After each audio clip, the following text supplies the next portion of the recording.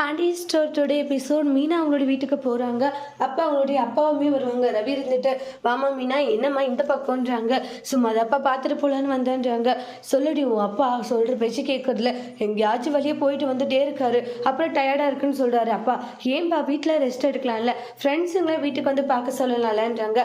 வீட்டிலே இருக்க ஒரு மாதிரி இருக்குது, அதனால தான்மா போயிட்டு வந்தேன்றாங்க. சரிப்பா, இப்போ உடம்புக்கெல்லாம் எப்படிப்பா இருக்குது, பரவாயில்லையான்றாங்க. ஆமாம், உடம்புக்கெல்லாம் இப்போ நல்லா தான் இருக்குன்றாங்க. அப்பா கேட்குறதையும் தப்பாக எடுத்துக்காதீங்க, அவனுக்கு வேலை கிடைச்சிடும்ல, செஞ்சிருக்குன்றாங்க.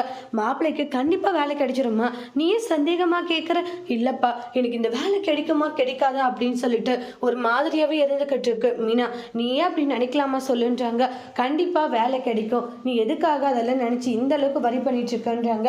எல்லாம் நான் பார்த்துக்கிறேன் சரியா அப்படின்னு சொல்லி சமாதானப்படுத்திட்டு இருக்காங்க. சரிப்பா, ஏதோ சொல்கிறீங்க, நானும் ஓகே சொல்கிறேன் அப்படின்ற மாதிரி சொல்லுவாங்க. நம்பிக்கையோடு இருமா, அப்பா மேலே நம்பிக்கை இருக்காத போறேன்னுவாங்க. அப்புறம் காலை இருந்துட்டு, மீனா, எப்பயுமே உன் அப்பாவை நம்ப மாட்டியாடி, கல்யாணம் தான் ஒரு பேச்சு கேட்காம போயிட்டு இந்த விஷயத்துலயாச்சும் கொஞ்சமாச்சும் அவரை நம்பு அப்படின்னு அட்வைஸ் பண்ணிட்டு இருக்காங்க. அப்புறமா செந்தில் கடைக்கு வருவாங்க. பாண்டிய செந்தில பிடிச்சி பயங்கரமா கண்ணை பின்னாடி திட்டி விட்டுருவாங்க. என்னடா இப்படி அப்படின்னு சொல்லிட்டு கஸ்டமர்ஸ் முன்னாடி திட்டி விட்டுருவாங்க.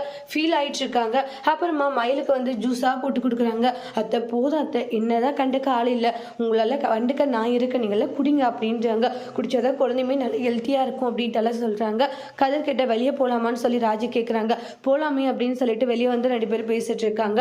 மாமா கிட்டயே நீ அப்படி பேசுற, மாமா சொல்றத கேட்கலாம்ல, எக்ஸாம் வந்து எழுதி அதை கிளியர் பண்ணி விட்டு நீ கடையில கூட வேலை செய்யலாம்ல.